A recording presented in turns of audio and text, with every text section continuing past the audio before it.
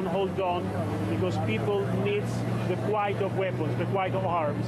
They need to rest, and you all need to go back to the table of negotiations. This morning has been quiet since 8 o'clock, almost no incidents. Our forces are maintaining those defensive lines and preparing for potential developments.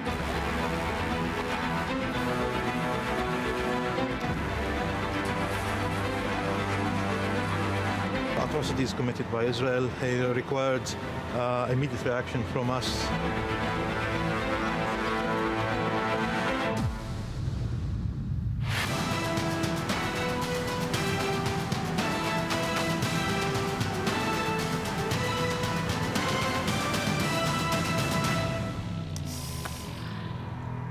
Good evening. You're watching I24 News. I'm Rahish, and this is day 29 of Operation Protective Edge. It's also the first day of a 72-hour ceasefire, which came into force this morning at 8 a.m. local time. Only minutes before it started, Palestinian militants in the Gaza Strip unleashed a volley of rockets at Israel. But those were the last rockets to be fired, and since then, the ceasefire seems to be holding. Negotiations now begin in Cairo on a lasting truce. Hamas is insisting its demands, which focus mainly on easing the blockade of the Strip, and Israel has dismissed most of Hamas' demands as completely unrealistic.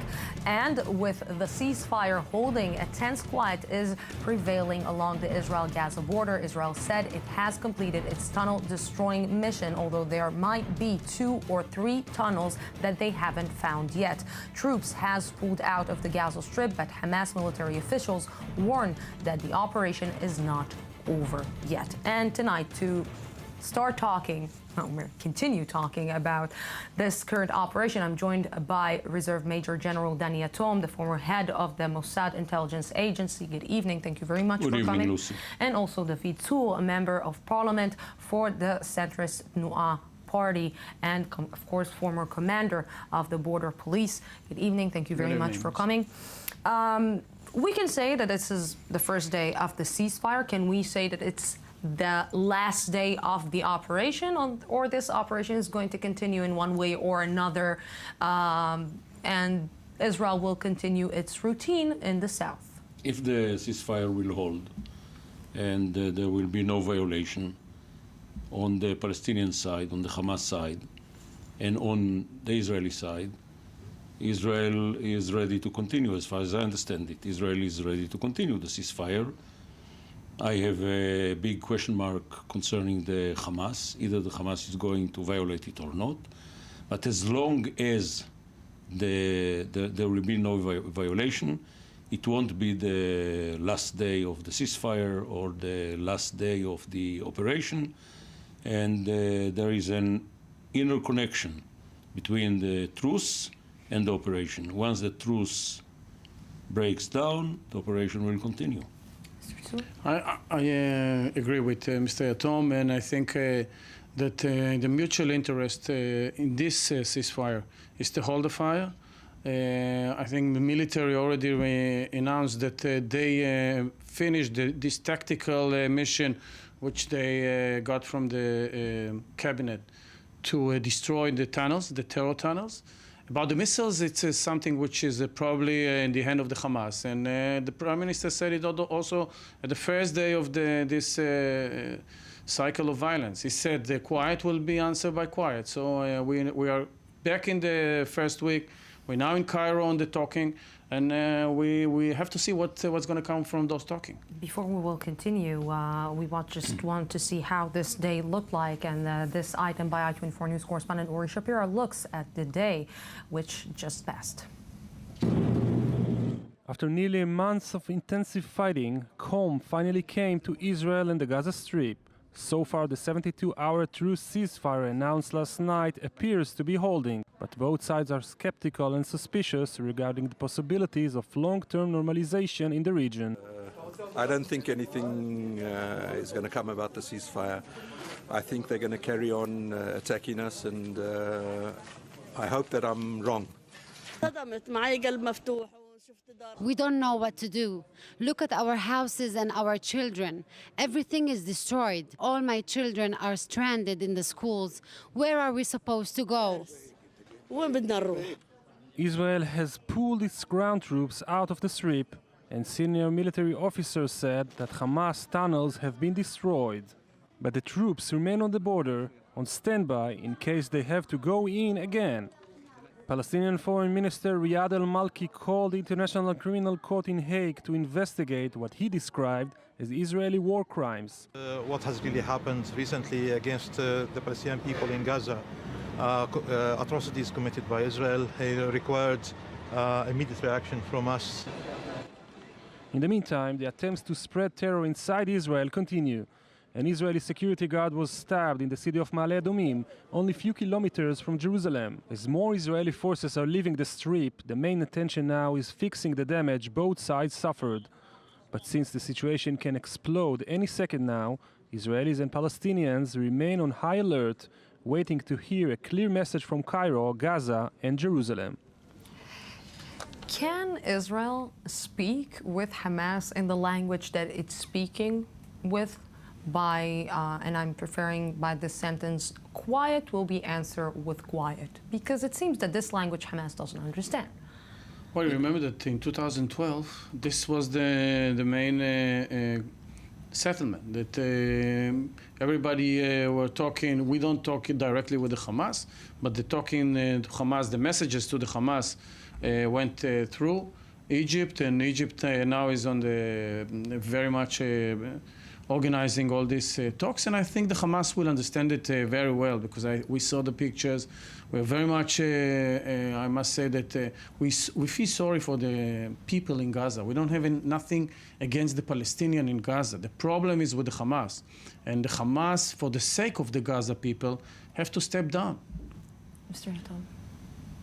Well, I don't think that it's about time to talk directly to Hamas. And this is because Hamas, first and foremost, does not recognize the right of Israel to exist. If Hamas will change its attitude towards Israel, if Hamas will change its agenda, which I don't think is going to happen in our lifetime, then it will become like the PLO. We had the same process with the PLO. But we understand that in order to achieve a lasting truce, and later on to try and to use it as a corridor to maybe a larger arrangement concerning Gaza, and hopefully later on even a larger arrangement concerning the conflict between Israel and Palestinians, it gives, I think, a good starting point, mainly due to the fact that there are mutual interests today between Israel and Egypt mainly, and we are able together with the Egyptian, I think, to organize something. And as long as this is the situation, we understand that on one hand, Hamas is an address, because he's the one that pulls the trigger, but on the other end, it will continue to be via the good messengers, the Egyptians. But you know, there is a big, huge fear that Hamas won't be able to control the Gaza Strip, because Hamas is really weak right now. Of course, it got weak, even weaker after this operation. Maybe, of course, maybe not. We will wait and see. But there is a great fear that Hamas won't be able to control the other terror cells that they have in the Gaza Strip, which means the beginning of ISIS, the beginning of maybe Al-Qaeda, small Al-Qaeda, the Islamic Jihad. And those terror cells that we're talking about, they are much crueler than Hamas. They are much more problematic than Hamas. And this is something that Israel even don't want to face, because we saw Israel got in, and it didn't expect that Hamas will react in this way. It didn't expect that it will actually fight some kind of a military. Yeah, but I think talking about Hamas is like ISIS or like other Islamic fundamentalist groups, it's a little different in a way that I agree. Okay. I agree. But this is the scary part, because they are different. Yeah, I understand what you're saying, Lucy. But what I'm saying is that the Palestinian people have a choice. This is a very crucial point that Abbas can take responsibility. And I think even our government is not very much excited about Abbas taking responsibility on Gaza. And we can remember that 2 or 3 months ago, Israeli government didn't like the unity government, and we said that we are holding the talks. And I think, in a way, we kind of save Abu Mazen from himself in this But this is the $1 million question. Will Israel give Abu Mazen, Mahmoud Abbas, the keys to the Gaza Strip? Will Israel do all its best to make Mahmoud Abbas stronger? Because from what we're seeing until now, Israel is only making him weaker. Let's make no mistake. Hamas is by far the strongest element in Gaza. By far. There is no other organization right now that can participate in a race against Hamas about who is going to be the ruler of Hamas. Hamas is more weakened nowadays, but let's remember that in this operation, the Israeli troops killed between 750 to 1,000 Hamas activists. Hamas remained as a military force, a very strong one, relatively to the other forces in the Gaza. Today, Hamas has something like 15,000, 16,000 warriors, terrorists. The leadership of Hamas, both the high command, the military high command, Mohammed Def, and the political leadership, they were not touched. All the echelon is there. What we can understand and the from ideology got stronger. And the ideology and the narrative, the Palestinian narrative, got stronger. The resistance against Israel got stronger. Well, you know, it is true because there are no happy wars. All the wars are very ugly, and there are casualties on both sides, especially on the side of the Palestinians. Unfortunately, many Palestinians which are not involved at all, innocent people, but again, we have to remember, how did it start? Firstly, Hamas was the one that poured rockets over Israel, and only then, after relatively long time of hesitation, the cabinet, the government decided to retaliate. In addition to it, Hamas dug all its infrastructure amongst the people, amongst the population.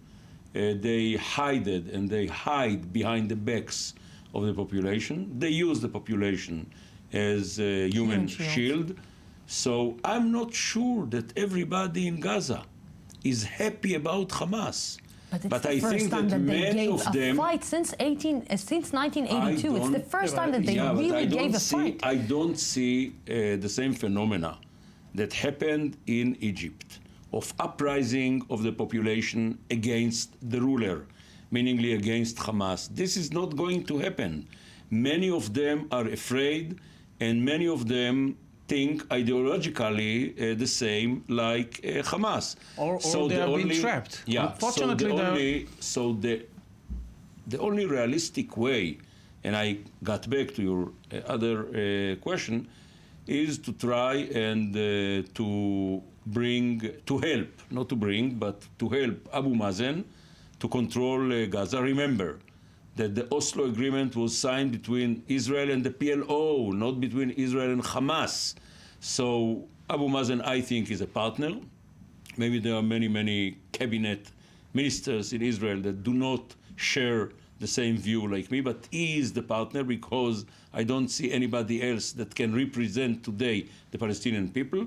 And I hope that with the help and assistance of the Egyptians, Arafat will start slowly and gradually to recapture, so to speak, politically wise, the Gaza again.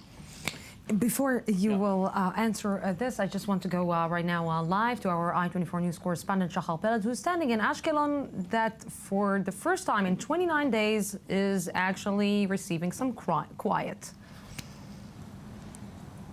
Yes, very true, Lucy. Good evening. A very, very quiet, calm day, not something that we're used to, and definitely not the residents here are used to. Slightly before 8 a.m. this morning, 17 rockets and mortars were still fired at the southern towns and villages and cities of Israel. But as the ceasefire entered and took into effect, it actually worked. Thus far, it seems to be a real ceasefire this time, and the residents here are quite confused regarding it. We've been throughout the villages and towns bordering the Gaza Strip during this day, and some tell us they are quite optimistic. They feel this is a long-lasting truce, and this is the time to move on to the negotiations, to leave it to the politicians. Others say they are still scared and even terrified to come back home. We know of hundreds of residents that fled their homes from the south, and they are refugees as much as the Gaza Strip, 400,000 and even more Gaza Strip residents who are refugees right now, and they are still very much afraid to come back home. They think this operation isn't over. This is not the end of the rocket firing that they have been suffering from in the past decade and more. And also these are very similar reactions we hear from soldiers who left the Gaza Strip today. The majority of the forces have left the Strip, and they are feeling this is a hit and miss. This is something that had to be taken care of from the beginning to the end. The tunnels that the IDF know of, some 30 tunnels, have indeed been taken care of, but they feel that much more is to be done. And as we hear reports of Hamas saying this is their victory, this is definitely not something Israel wants to hear. And so we will wait and see how these couple of days with the continuous ceasefire will unfold. Yes, Shachal Peled, thank you very much for this. And you've been talking about the ceasefire. The ceasefire, which began this morning, is the latest attempt to restore calm after all previous attempts failed. I24 News correspondent Eli Ochenberg looks at the chances of the ceasefire succeeding. The persistent ongoing Egyptian mediation between Israel and Hamas seems to finally be bearing fruit. Both sides, Israel and the Palestinian factions, including Gaza's ruling Islamist Hamas movement, have accepted Cairo's proposal to cease fire for at least 3 days while negotiating a more solid long-term agreement. However, it's still soon to open champagne bottles. The gaps between Israel and Hamas are still very extensive. First and foremost, Hamas's main goal is to lift the blockade of the Gaza Strip, a demand Israel strongly opposes. And this issue is likely to disrupt talks in Cairo. Israel's goals are primarily security-oriented. Restoring the calm and destroying the underground terror infrastructure replaced previous harsher statements such as ousting Hamas. But as the conflict progressed, the Israeli government began pressuring the international community to support the disarmament of Gaza's Palestinian factions. Hamas goals center primarily around demanding Israel and Egypt to ease the blockade and release prisoners. As the conflict intensified, Hamas expanded its list of demands, such as building an international seaport and airport and international assurances for rebuilding Gaza. In the meantime, the mind games of who holds the best cards continues, as each side feels the other has much more to lose. And the reality, probably in the middle, which places Egypt in a tricky position of having to find a common ground, which would not see the sides return to their entrenched positions.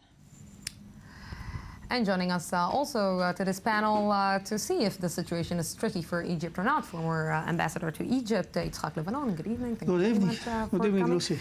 Before I will start with you, you wanted to answer. Yeah, I want to add two things. I think Abbas has two main missions in my perspective. First, to try to hold demonstration and terrorism, which we see that is leaking from the West Bank, which is something very important, and this is his responsibility directly. And one way or another, he is controlling it. Yeah, definitely. So, but we see on the last days that some demonstration are kind of becoming a terror attack, and this is very dangerous. And the second issue, I think, is that he got the opportunity today, which I think Cairo, and probably we'll hear from Mr. Levanon more about that, and also the international community and the moderate Arab countries waiting for him to take responsibility for the people in Gaza. So, of course, he's got a very hard challenge how to do it with the Hamas, but Hamas already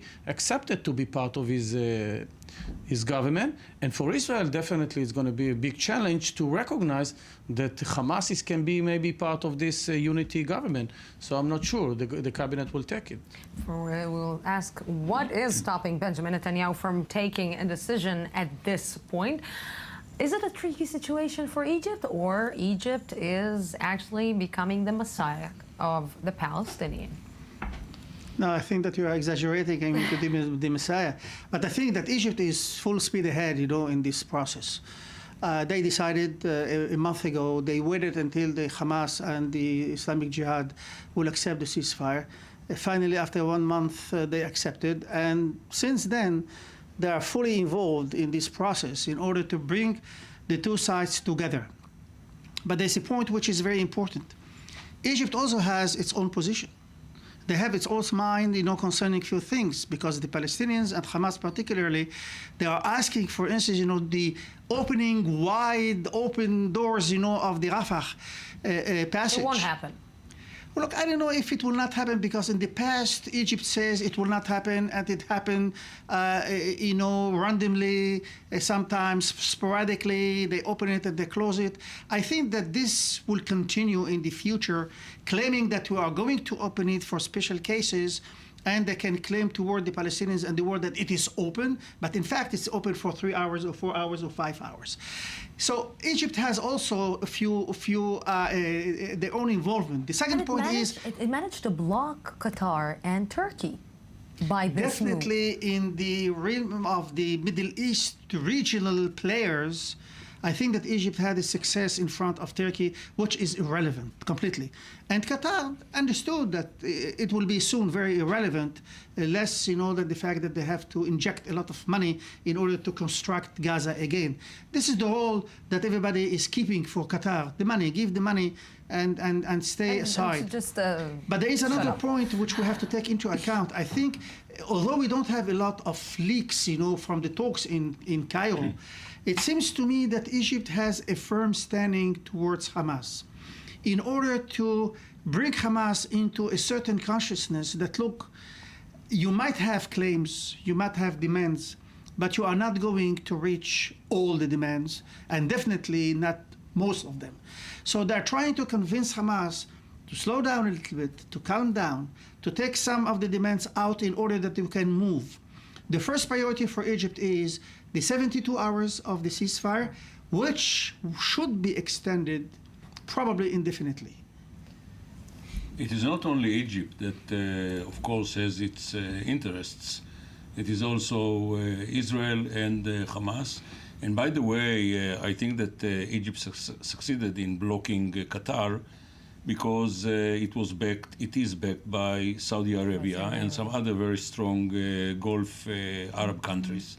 So there are two camps, as a matter of fact. Egypt is not alone amongst the Arab countries. It is Egypt plus Jordan plus Saudi Arabia and others. And the other point is that I think that Hamas understands that putting a very long list of demands, both from Egypt and mainly from Israel, it is the basis for negotiation. They are not going to get all of their demands as far as Israel. Let's be frank, is not going to get all our demands. But I think that there is good chance to make Hamas a little bit happy and Israel a little bit happy, so that the truce will continue and it will be a longer one, and then maybe we'll be able to come with a package. What I think Hamas can get immediately is the ease of the blockade, of the siege. I don't think that Hamas is going to get immediately a maritime port and an airport. Yeah, and Egypt made it very clear Yeah, today. but we can. But in the negotiation, the Egyptians can encourage Hamas to say, if in the coming 4 or 5 years everything will be okay and Gaza will be rehabilitated and you will not fire and you will not carry out any attacks against Israel, then this is something that in the foreseeable future it is possible. Let me remind you that there were talks already between Israel and the Palestinian Authority a few years ago about building a maritime port and an airport in the Gaza. So this is not something. But it was a different government. This is not. Yeah. So therefore, No, in order to Arafat. Yeah, it was Arafat on the but it was the late Rabin and then Peres and then Barak. It was not this government. Talking about longest. Yeah, but at least this is not something new. This is not something new. This is something that we dealt with in the past. When you're dealing with a prime minister, with an Israeli prime minister, that finds it very hard to take any decision, if it's internal or foreign, it's a problem. It's a problem because there is this feeling that there is no leader in the Israeli side that will say, okay, that's it, enough is enough, to call the Palestinian president and to tell him, now we meet and now we start discussing the real deal. Now we're starting to starting to meet one another, and this not through Tzipi Livni, not through Saeb Arikat, but to meet one another and to understand, and this is not happening. I totally agree with you about the necessity of sitting eye to eye, 4 eyes, and talking. And I think the 9 months which we spent by talking through mediator, through the Americans, we saw that it didn't brought us to any place. I think the truth talking, the trust which can be built in this kind of talking, is we miss it. And we spoke about our Rabin could talk with even Arafat, and I'm definitely, my party of course, we're pushing on that they have to talk. And I think if Abbas can provide from his leadership, he can deliver and can bring also the Gaza people, the Palestinian in Gaza, because we mixed up. Hamas is not taking care about the Gaza people. And Danny said before about construction of the seaport and the airport. The problem is that money, which is going to come now injected to Gaza, we have to see that the formula and the structure, how the money can go to the people, to the infrastructure, to kindergarten, schools, and not to tunnels of terror and missiles. Lucy, if you will permit me, I would like to be the devil advocate just for 5 seconds. Please do so. Look, although at the end of the road, I fully agree that we have to sit down and to settle finally the problem between us and the Palestinians, which will be amenable, acceptable, okay with both sides. Okay, this is the only thing which can be durable. But when we see the behavior of the Palestinian Authority, and even just last night, that Riyad al-Malki, he's trying to go to the international forums and going, to sign the Rome Convention and go to The Hague and pursue Israel in international tribunal, etc. Look, this is frustrating to the Israelis who want really to reach a peace. But maybe the other side is also frustrated. Because if you're talking with the Palestinian officials, there is a big difference between Israel and the Palestinians. The one difference, and we spoke about it just before the show started, the big difference is that the Palestinian leadership was always there. They're not changing. They're always there since the beginning of the talks until now. The Israeli governments are always changing. Each and every leader. This is democracy. But maybe this is a democracy, and I agree with you. But maybe, and we are seeing that during the years, the Palestinians' stand didn't change. More than that, and I will just continue my sentence. More than that, we're seeing right now Mahmoud Abbas as a really moderate partner to Israel that is actually going against Hamas in Jeddah, in front of all the Islamic countries, saying that these people need to pay their price. I'm not arguing with you concerning that. What I'm saying is something completely different. I think that now, after what happened in Gaza, we have a window of opportunity. Because we have Hamas weakened, and Egypt is asking, and they think that they have reached almost something which has been accepted by Hamas, that Abu Mazen will go back to Gaza and they will have some footing in Gaza. I think that this is a window of of opportunity that we can avail to ourselves in order to move on. Therefore, I think that going to the international forums, I think this is a political mistake from the Palestinian Authority. I think that they should rather push ahead the whole process and availing ourselves the opportunity with Gaza that we can sit down and discuss the whole issue. Yeah, by the way, Hamas was not with this stage because they were afraid that they will be also accused by but the Palestinians, international law. Let's be frank. The Palestinians made many mistakes, but we made many mistakes as well. And, it depends today on the ideology of the government. Either or not, we will seize the opportunity and try to enlarge the scope of the discussions, not only in regarding to Gaza, the passages, everything. It is very, very important. But there is a golden opportunity with Egypt, with Abu Mazen, with Jordan, and with the other moderate Arab countries like Saudi Arabia to initiate something much bigger. Like, for instance, to call upon an international summit in order to deal with the reconstruction of Gaza, the rehabilitation of Gaza, in order to mobilize the Europeans, in order to mobilize the Americans, so that it will be a concentrated and concerted effort. And it might pave the way technically, but not only technically, but also strategically, to the opportunity and possibility that those discussions will start to take place. But I know the government of today. Tzuri is a member of the coalition. This is not exactly the thing that Prime Minister Netanyahu and many of his ministers in the cabinet and many of his members of the party in the Knesset would agree to and would back. So, if Israel will not initiate, due to the fact that we have the upper end, as Arafat used to say all the time, you, Mr. Prime Minister, you have the upper end, so please do me a favor, etc. We are not going to, it is not a question of making favor to the Palestinians. It is a question of making favors for us. I agree. We have to initiate the resumption of the talks with Abu Mazen as our partner.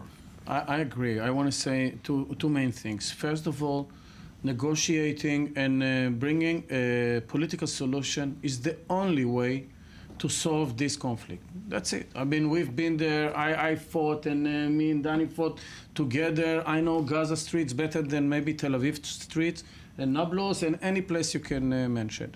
And I'm telling you, we are stronger, we are better, we are more technology, it's true. But we can't defeat only by fighting a people. A state of mind, exactly. So we need to come to and see it. The second thing, and I'm very much agree with Mr. Lebanon, we have a windows of opportunity. It was a very bitter and bad conflict in this month.